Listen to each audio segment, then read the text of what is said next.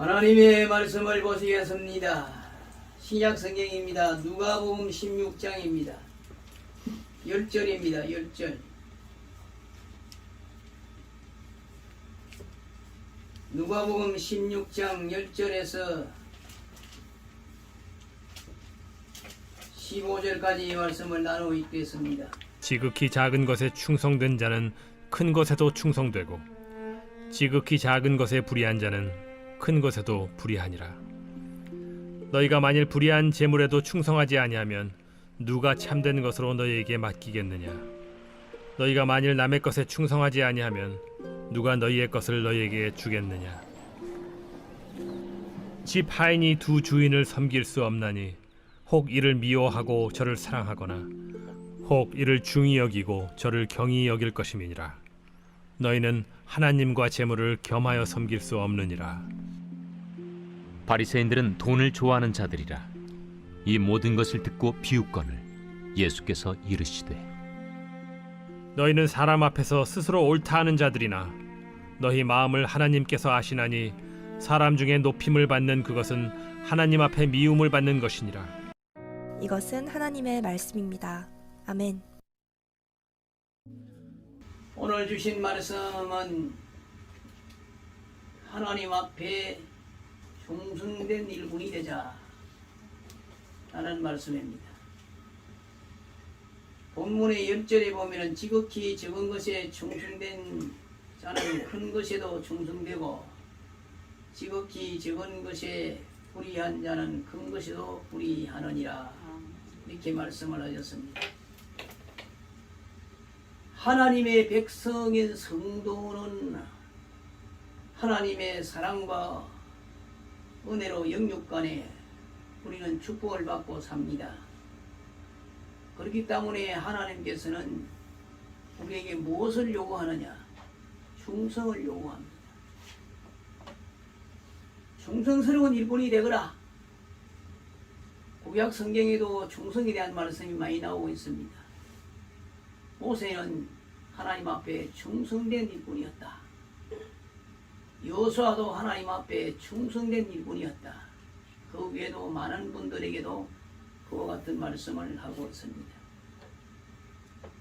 왜 우리가 하나님 앞에 충성해야 되느냐?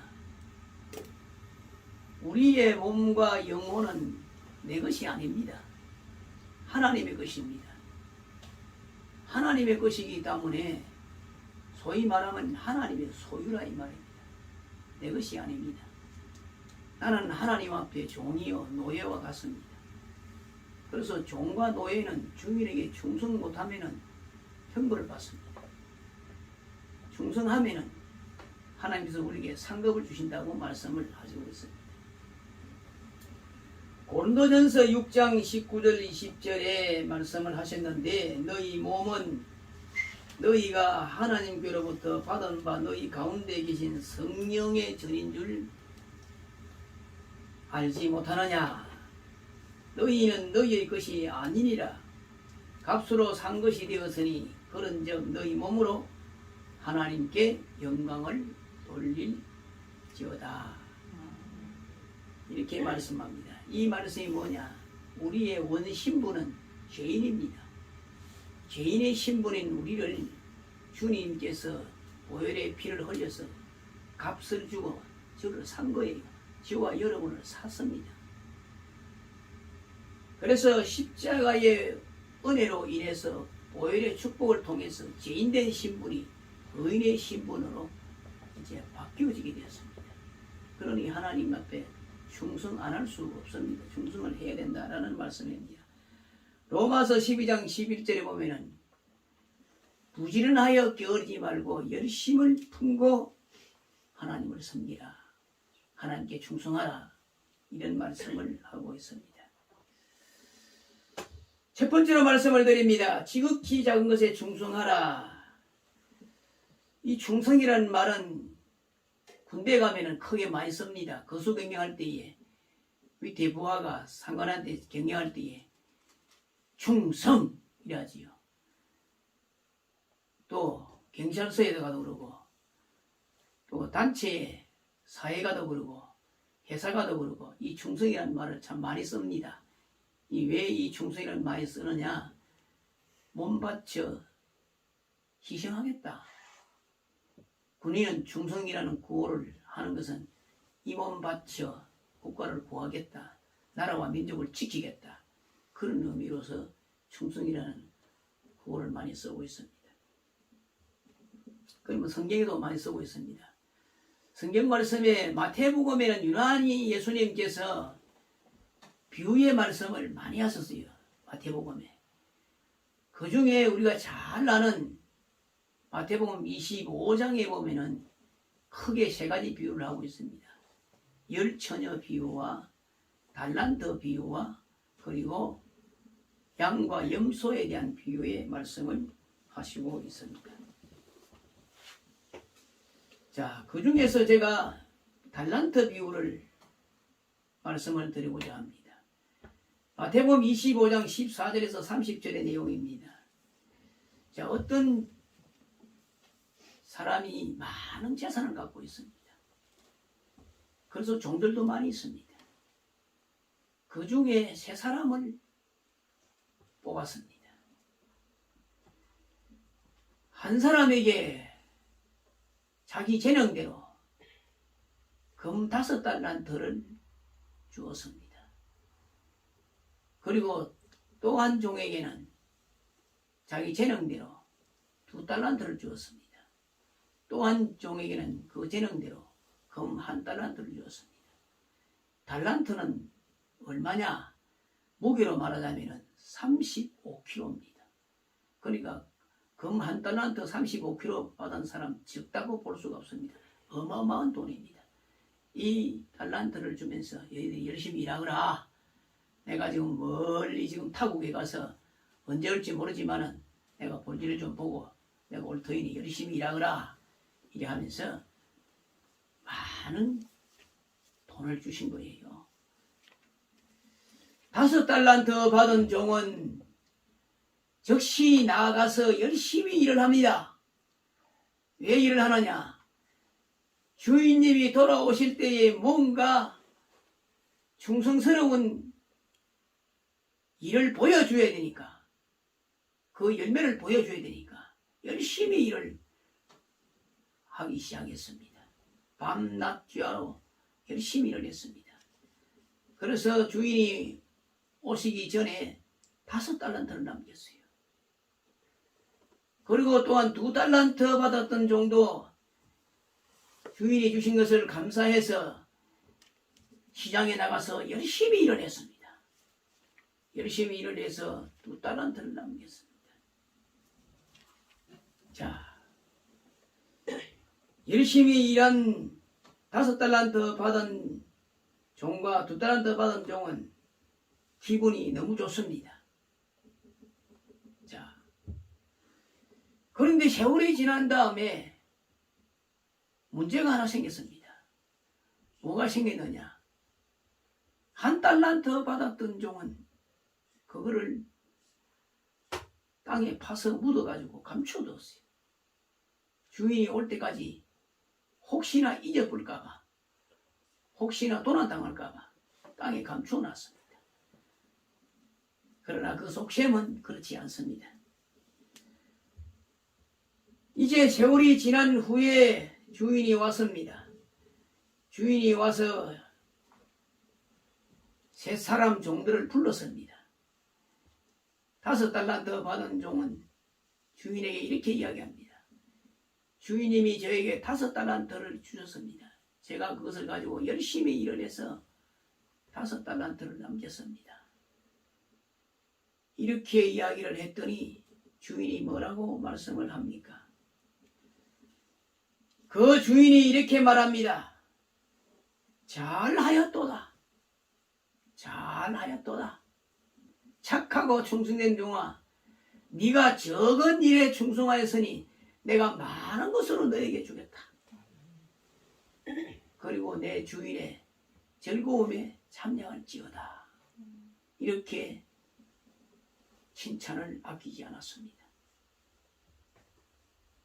2달란트 받은 종이 나섭니다. 주인님, 제게 2달란트를 맡겨주셨는데 제가 열심히 일을 해서 2달란트를 남겼습니다. 주인이 말합니다.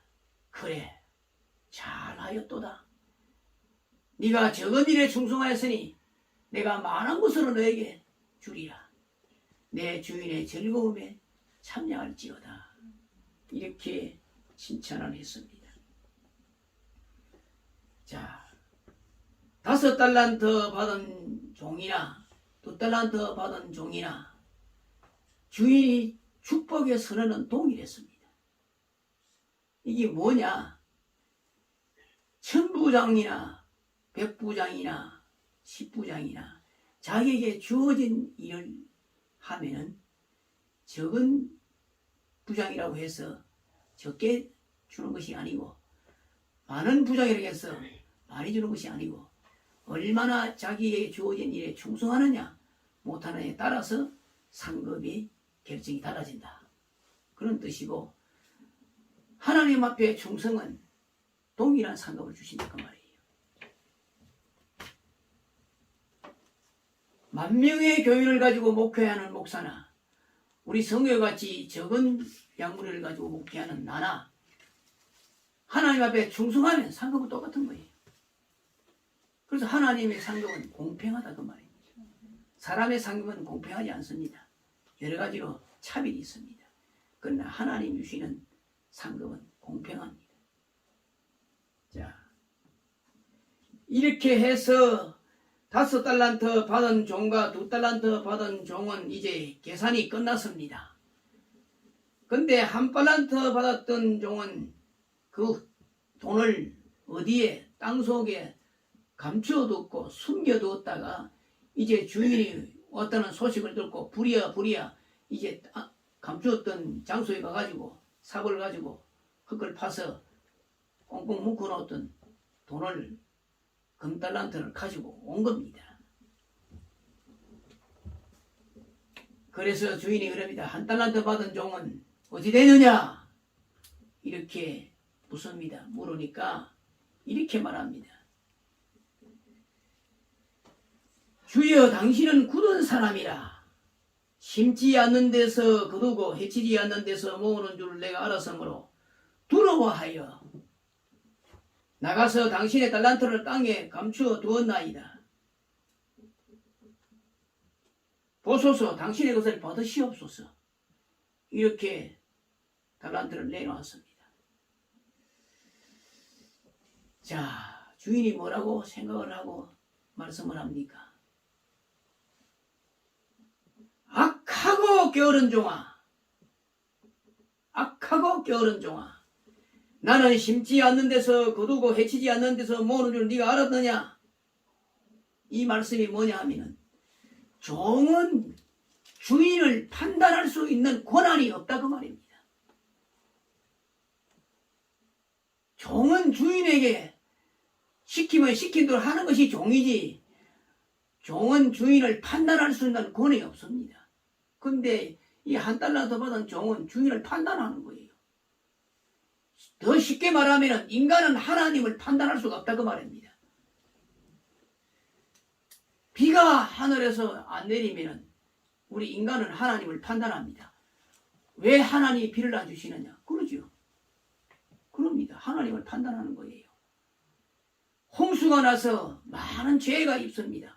왜 하나님이 홍수를 이렇게 주시느냐고, 왜 사람을 이렇게 못살게 만드느냐고 하나님을 향해서 원망합니다.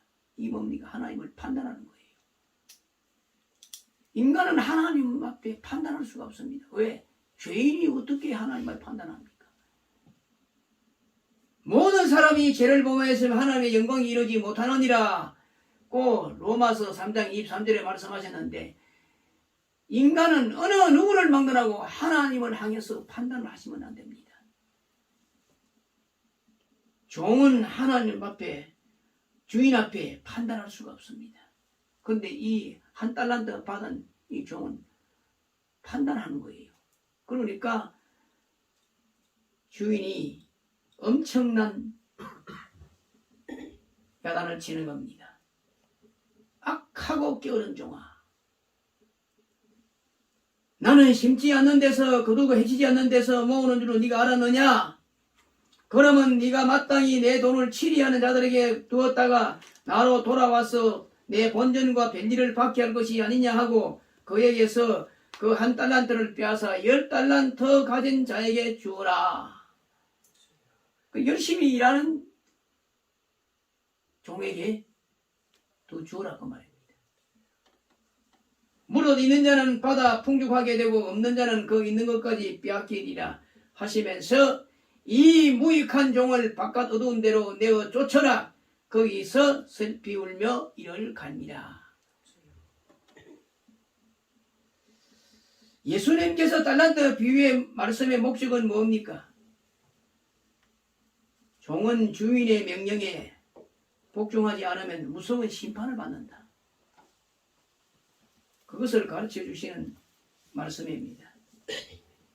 그래서 종은 주인이 주어진 사명을 감당해야만이 된다. 종은 자유가 없습니다.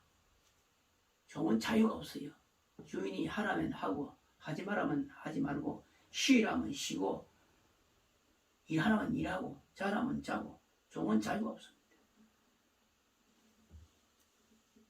그래서 우리에게 주어진 사명이 뭡니까 여러분? 저와 여러분에게 주어진 사명은 첫째는 믿음입니다. 믿음의 달란트를 우리에게 주신 거예요. 그리고 각자의 직분의 달란트를 주신 거예요. 그것을 잘 순종하면서 받들어 섬기라는 것입니다. 주인은 종에게 열심히 일하는 자에게, 하나님은 성도들에게 열심히 일하는 자에게 그저 맹목적으로 충성하라 충성하라고 이렇게 말씀하신 하나님이 아니십니다. 우리가 잘 아는 대로 요한계시록 2장 10절 말씀에 뭐라고 말씀합니까? 네가 죽도록 충성하라 그리하면 내가 생명의 멸류관을 주리라고 말씀하셨지요. 그리고 시편 21편 3절에 보면 주의 아름다운 복으로 저를 영접하시고 정금 멸류관을 내 머리에 씌웠었나이다. 이렇게 말씀을 하시고 있습니다. 고린도전서 4장 1절 2절에 보면 사람이 마땅히 그리스도의 일꾼이요 하나님의 비밀을 맡은 자로 여길지어다. 그리고 맡은 자들에게 구할 것은 충성이니라. 이렇게 말씀을 하셨습니다.